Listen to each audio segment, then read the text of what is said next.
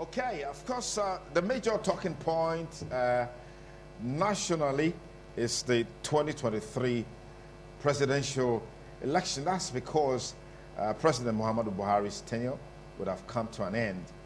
Just this morning, I saw in the papers the spokesperson of Northern Elders Forum saying they won't make the same mistake they made in 2015. What that means is part of what we'll be talking about today on the program. But before we get to that point of either making a mistake or not making a mistake, the political parties have to do their job. Are our political parties ready to do their job? What is the political parties' plan to factor in the interest of southern Nigeria, as it were? Because everyone is saying, or most people are saying, or maybe some people are saying, look, power should shift from the north to the south since we've had power in the north for the past 8 years. I've got the Executive Director of Freedom of Information Council, Barrister President Aigbokan, joining me on the program. Thank you for coming. Thank you, sir, for the invite. Okay, so what's your take on the buzz generated so far with several people indicating interest, aspiring to be president come 2023? What's your take? Let's start off from there. I think it's a good one for Nigerians to begin to anticipate to rule this country, to throw in their hat to the ring, and it's not just sitting by the side to criticize. One advantage of having a bulk or long list of aspirants is that you can use them to develop agenda for anybody who emerges as the president. Of course, is that they are going to enter into debate line. Of course, is that they are going to do media interviews. Of course, is that they are going to also have their own campaign machineries. They are going to rent offices. So there is an economic perspective to it. There's also a political agenda development perspective, because one person must win. Everybody will not win. Absolutely. So the person who wins has to now aggregate the general opinion of co-contestants and use it to rule this country. I think it's a good one for Nigeria. We need more of them to enter the race. Okay, let's look at the political parties. Some say part of the problem that we have is that our political parties are mere associations. They are not political parties in the true sense of definition of a political party. Do you have a problem with that? I do. The political parties that we have currently are not on ideological lines. They are just on a party basis or frustration basis. Party basis in the sense that you are my friend, I join you in the party. Frustration basis that I'm in a party, my party is frustrating, they didn't give me ticket, I'll come and join you. So I come as a friend, I also come as a frustrated ally. So the political configuration of the country is just a group of persons who are not on basically on the same different ideological lines. And the political parties that we have today are all thinking alike. PDP, APC, APUGA, whatever party that you call it, they are all reasoning alike. There's no political party that has different agenda from the other one. That's why when they all aggregate at the National Assembly, particularly at the House of Representatives, discover that they are not objecting to each other. The PDP, APC will say want to increase the budget, want to put it on a few things. Nobody is objecting, because as far as they are concerned, they just need to be busy. They just need public funds to go and do something in their constituency. Whereas if there were conflicting ideology there, they will say no, don't pad the budget, because this budget cannot be funded. We cannot continue to borrow. So there should be a political party who resists borrowing. There should be a political party who promotes only education. There should be a political party who promotes agriculture. There should be a political party who will say that it's only without technology, we are not going anywhere. So there should be an ideological base. And these ideologies can't just develop it one day. Can't just read one book and say, I don't have an ideology. It's a systemic thing. The politicians that we have today that were thrown into the ring in 1999 were all businessmen, contractors. So they accept there is a U-turn. You get the point. They have to leave that ring for new sets of persons to enter. But of course, it's that they are manning their doors and greatly resisting those who have ideology to come in. So those who have ideology now are in the media, writing, particularly the print. They are in the civil society. You get the point. So they are not in the ring. So and there's no space for them to enter. So the political party configuration now, as it is that there are same ideology. It's an association of the same group of persons with different names and logo. Okay, so is this a challenge for the emergence of quality personality as it relates to the 2023 election? For now, it is a challenge because you can't get a better person than what the people are. You just have to pick among those who are available. You can't feed a player. A Guavo cannot feed a player that is not on his list. It can only feed those that is already on that list. Are you getting it now? So the governance structure, the governance inputs, the governance standard is still being measured at that level of those who are already in the ring. And worst of it is that those who are outside, the spectators, are not helping matters. They are giving those in the ring red carpets to continue to pervert governance process. And nobody's questioning. Nobody's challenging enough. Nobody's querying anything. Nobody's working out on them. Are you getting it? So everything is going on well. Even the media. The media is also an accomplice. They are reporting governance process from a perspective that it suits them. Some people call it brown envelope. I don't know whether that still exists. But to a large extent, we are not even getting the east side of the National Assembly, the budget panel and all that, where they rancor. Are there interview in offices where some member will say, I don't like what is going on, but I'm a minority? So those reports are not out. If not that, it was even President Buhari who announced it by himself, that they increased what I sent to them. Ordinarily, the media didn't take it up. So there is a general conspiracy, a grand conspiracy to continually keep Nigerians in the dark. So just for any Nigerian who wants to come out of that dark room, to tell himself that he has to wash his eyes with water and say, okay, I want to step out of the dark room to continue to ask government what is going on. All right. We'll take a short break. Neville Obagedo is a political scientist from University of Benin. Will be joining us in a bit. Please stay with us on TMI Monday. Okay, well, glad to have you back with us on the show this morning on ITV on our last major discussion today. Neville Obagedo is a political scientist, a regular on our current affairs program, joining us. Neville, thank you for coming. Good morning, Thank you for having me this great Monday morning. Okay, 2023 and the need for intra-party democracy for the best of the best to emerge. What is your challenge in the realization of that?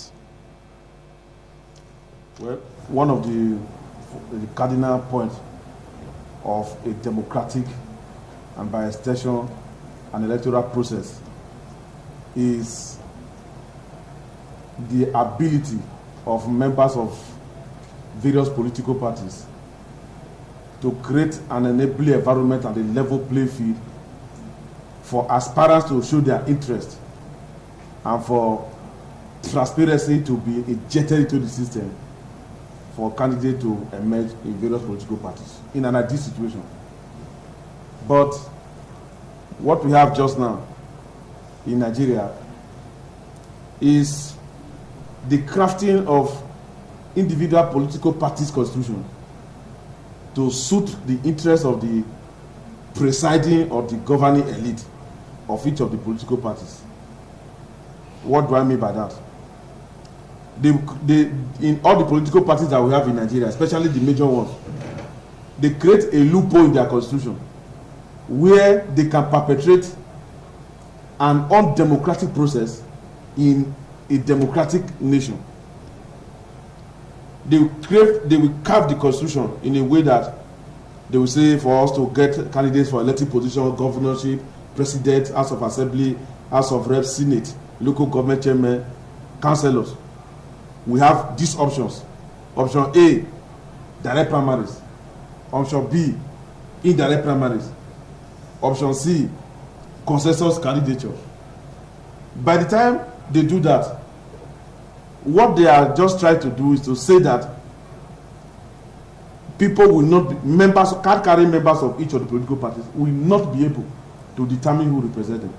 And that's why the other day I was called upon with some other discussants to come and discuss the innovation in the new electoral bill, yes, where the National Assembly is saying that all political parties should adopt direct primaries so that people cannot sit down in Abuja and say the Abuja faction of the party has said this is the candidate.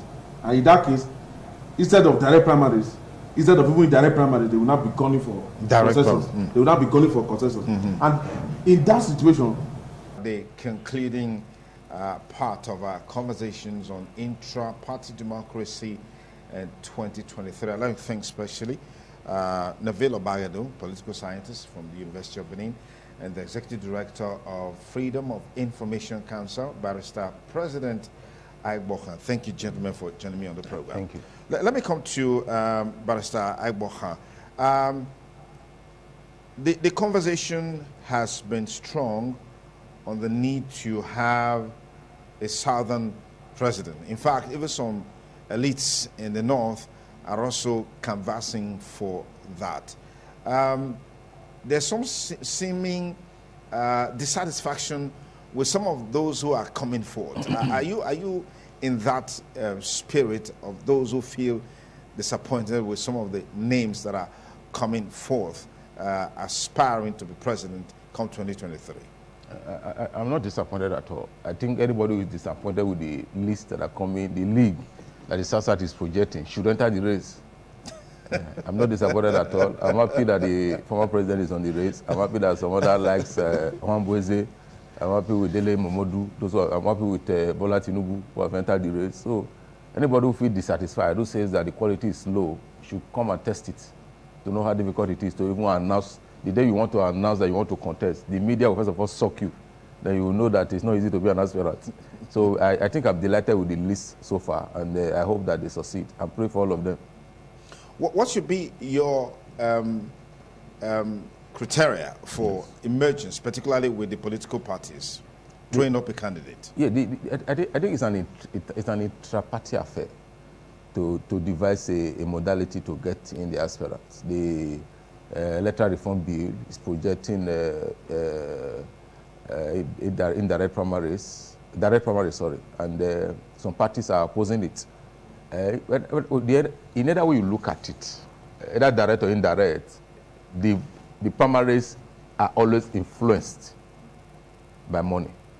Now, for me, my school of thought is that indirect primaries should be encouraged, and we should continue with it. This representative delegate selection process. If anybody kicks against it, then what happened at National Assembly? Those who make law for you were voted for. You selected some few persons to represent you. That's what they call it, National Assembly, House of Representatives and House of Senate. So indirect primary is part of our indirect selection model, is part of our constitution.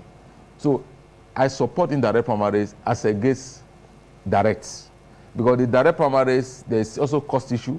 The direct primaries, the likelihood of hooliganism, because if you are sure that you're not going to win an election, you can do anything to make sure you subvert it. Our security network is not strong enough to curtail one super election. When you say direct primary, everybody is coming from one nook and crying together. So, but we do elections. The facilities. On election day, everybody comes out. Yeah, everybody comes out at different spots. At different spots to get their thing done. We will overstretch the electoral commission. We overstretch them. The electoral commission in Igobazua should go and do the direct primary in various fields to start counting. So we are not prepared enough for that level of governance yet. Let us continue to maintain our indirect primaries, and the party should increase their level of the selection of those who will finally represent them in their final selection. I think the ward chairman is there, the party chairman is an automatic delegate, as of the political appointees are automatic delegate. I think that is good enough, because you see the way we choose in this country. We just sit down and say, we don't like this and we don't like that. We don't even look at the cost implication. We don't look at the all other factors cumulatively that can affect it. Because if you are doing an indirect primaries, it's neater, it's smoother, it's cheaper for everybody in terms of police logistics, in terms of INEC logistics, in terms of even the contestants themselves. I just go to give like 50,000, 100,000 to one delegate and say they are paid money. But if you have everybody coming out, 1,000 for 200 persons in particular field, you know you are spending more. So indirect primary is something that the party should encourage. But in any event, the party should have a liberty to devise a means to select its candidate. Assuming we're not considering that you now select a candidate that doesn't know what he's doing, then you vote against the person. So the right to choose is not actually, the right to choose who will rule is not in the hand of the party. The party only have the right to choose who will what? Contest. So the electoral reform bill should focus and redirect our senses for us to have an eye on those who will rule, not those who carry party flags. Okay. Neville, do you share in these sentiments? Well, we have three, excuse me, we have three organs of government. We have the executive, we have the legislature, and we have the judiciary. And these 3 organs of government, their functions are well defined in the Constitution. And so, when the decision by the executive and the legislature are not in your interest or in the interest of a group, you seek redress in the last arm of government, which is the judiciary. And by the way you have addressed my co-discussant, is a servant in the temple of justice. Yes. Now, the National Assembly, which is an agglomeration and a conglomeration of representatives from all the states in this country and the Federal Capital Territory, in the exercise of their constitutional functions, they have looked at the electoral process, and they themselves are products of the electoral process. And they said, we have discovered that there is an error in the law that is guiding the way political parties throw up their candidates that contest election with other political parties. Therefore, let this be. They deliberated it and came to the conclusion that direct primary is one way that intra-party democracy can be enthroned. And they made it and passed it to the president in line with their function. I hear that the president is trying to give reasons why he's withholding his assets to that bill. And people are making comments here and there. And my co-discussor have also said that it does not support direct primaries. Who is wiser now? We have 390-something people, if not more, in the National Assembly. That is in the House of Representatives. Then we have 100-something as senators in the same National Assembly. Combined, over 500-something people came to that conclusion that there is an error in the electoral process. That error is an error that started from the political parties. It must be corrected with this law. And people are saying that it should be direct primary, that political parties should be given opportunity. They have been weighed in the balance by the opportunity that have been given to them, and they have been found wanting. That is why they are calling for the amendment to the law. I support the National Assembly that political parties should be guided by the fact that there should be direct primaries where all those who have interest in representing the party in a contest with other political parties will be known and be seen by the party members across the constituencies that make up the state, and the people will not decide who should represent them. From there, we will normally get the best. Then the person will now know that the people, my party members, have set agenda for me. If at the end of the day, I'm able to win this election in the contest in the general election, I should be able to represent my party well, so that subsequently my party can continue to be in power. Before the infringement about electricity just now, you were asking me a question about zoning. I want to say that zoning, as you have said, that APC has started their zoning arrangement. APC was not in existence when, in 1999, Nigeria started this democratic process. PDP started zoning in line with the spirit of Abacha, and they said the president should come from southwest. I beg your pardon, because of what happened to MK Abiola, how they denied him of his mandate. And so, 2 presidential candidates contested the election from southwest. All the other people who had interest, all the other regions supported the southwest to produce Obasanjo. Even though when Obasanjo was contesting the second tenure, later Abubakar Arimi, former governor of Old Kano State, tried to contest with him, but the power was actually zoned to southwest. Now, it was that zoning arrangement that now brought Atiku Abubakar as vice president from another zone, that brought a Senate president from another zone, like that. That zoning was perfect. It was that same zoning that brought Yaradua. It was the zoning that brought Goodluck Ebele Jonathan before Yaradua died. And Jonathan was to complete his tenure so that the zoning will continue. But when Jonathan completed the tenure, people came up and said, no, continue. The idea of Goodluckism was not brought to alter the zoning arrangement of the PDP. And that's why I watched former governor of Kano State, Ibrahim Shekarau. He came on this program. You were the one, yours sincerely, you were the one who interviewed him on this program. Said, how come PDP did not win election? He said that he was trying to give you an analysis of what happened. That Nigeria returned to democracy in 1999. In that 1999, Obasanjo did 8 years. In 1999, after 1999, Yaradua did about 2 years. Goodluck came and did 2 years and did another 4 years. So in 20 years, 16 years, Satana. So that did not, even though those who were following Jonathan up and down in the presidential jet to go and campaign, that they were working against Jonathan. that did not wanted power by all means, and they found Buhari as a popular person, so they all voted for Buhari. Yeah, for Buhari. Now we are still talking about zoning now. If there's going to be zoning right now in APC, PDP should follow suit so that this zoning, even though it's not in the constitution, it can help to bring stability and development and reduce to our tension. country. Yes, and reduce tension. All right, quickly, before we call it a wrap. The social media is very key in deepening democracy. Just a few days ago, the federal government lifted the suspension on Twitter.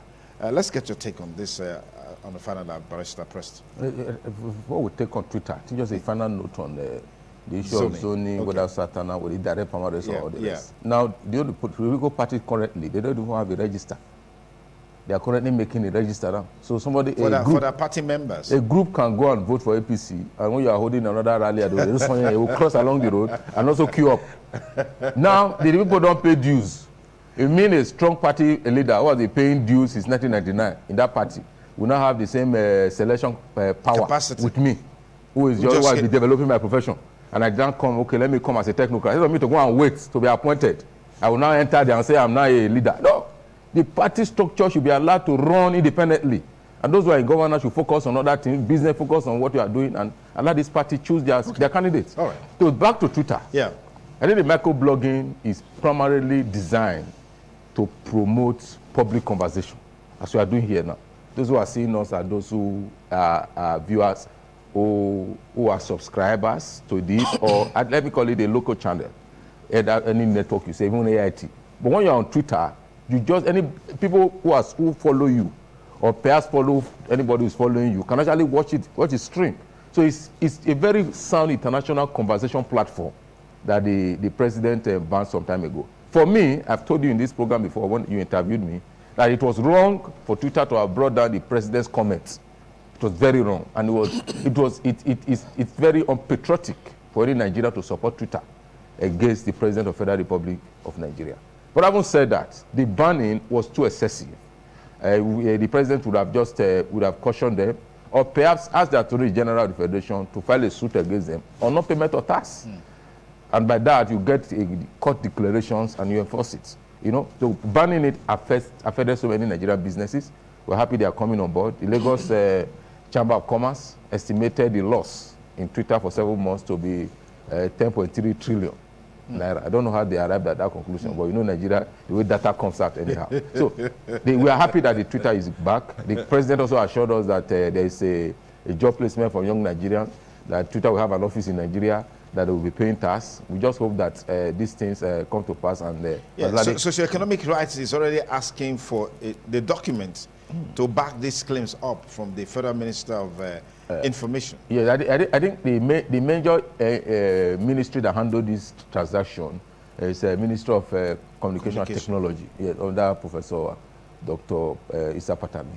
So they handle that particular section. So the documents, is it relevant whether the documents or there are no documents? Is it relevant? It's irrelevant because the Twitter themselves have confirmed that they have settled with Nigeria and the conditions that Nigeria have given, they are ready to comply. So you don't need a supporting document to prove those facts. Okay. What is important is that they need to give us a specific timeline. This is the same first quarter of the year. So by the time we wait till April, we don't get anything. We begin to now ask questions. All right, Nabil, what's your final take on this social media democracy? You see that social media is a space that is ungoverned. It's an ungoverned space.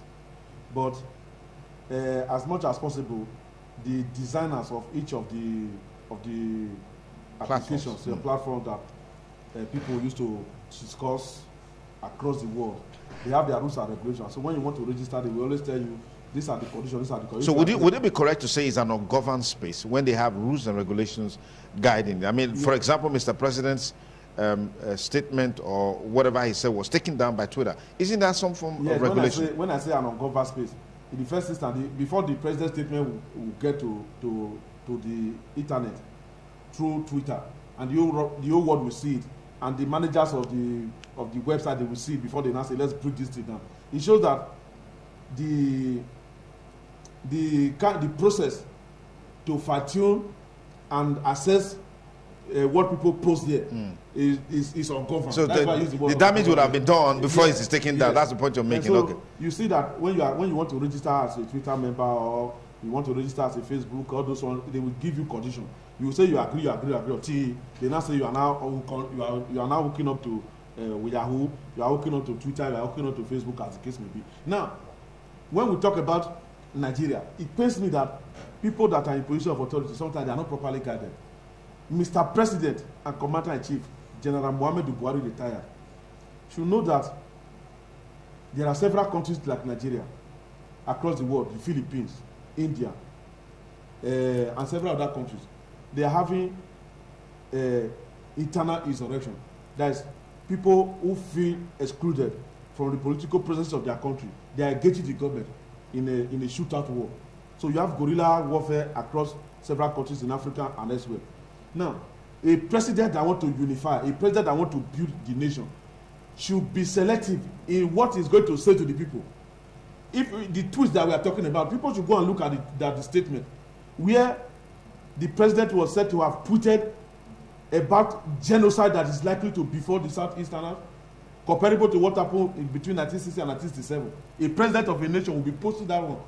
And when we are talking about bringing it down, there are posts that you post on Facebook, for example. If Facebook look at the content, they say this bring it down. Bring it down. Yeah. And the almighty president of the United States, Donald Trump, most of the tweets that he was posting when he was trying to promote racism, Twitter brought them down, and everyone did not fall. So if the president is fanning the embers of kamikaze and genocide, and the people that will see it and interpret it, and they know that it's having propensity to lead Nigeria to more crisis, they bring it down. The president, as we have said, supposed to say, okay, let's all look for a way to settle this matter. Okay. And then settle it amicably. Instead of, and if Nigeria want many of these international social media to come and establish offices in Nigeria, it's not only Twitter. You can call Yahoo, you can call Macros, you can call, let them come and establish offices in Nigeria. It's not until you have banned Twitter and Nigeria has lost, like the record I have here, Nigeria was losing, every 1 hour, was losing $104.02 million, which is about $250,600 every hour. And Nigeria lost 5,328 hours in 22 days, which amounted to about 546.5 billion. Never to come back to the economy of Nigeria. And so many people who do their businesses on the internet, they suffer. What I'm trying to say is that the people that are in leadership position in Nigeria, whether president, whether at whatever level, yes, yeah, you have to make sure that you do the right thing. And when people that are very close to you, who have a position of advising, when they advise you, look for other people that are outside that can give you ideas that can make your government to take effect. All right. Thank you very much, Neville Obagedo and Barrister President Agboh. And thank you for your time with us on the show today. We truly appreciate it. Well, that's the end of the road for TMI today. We hope you enjoyed every bit of it.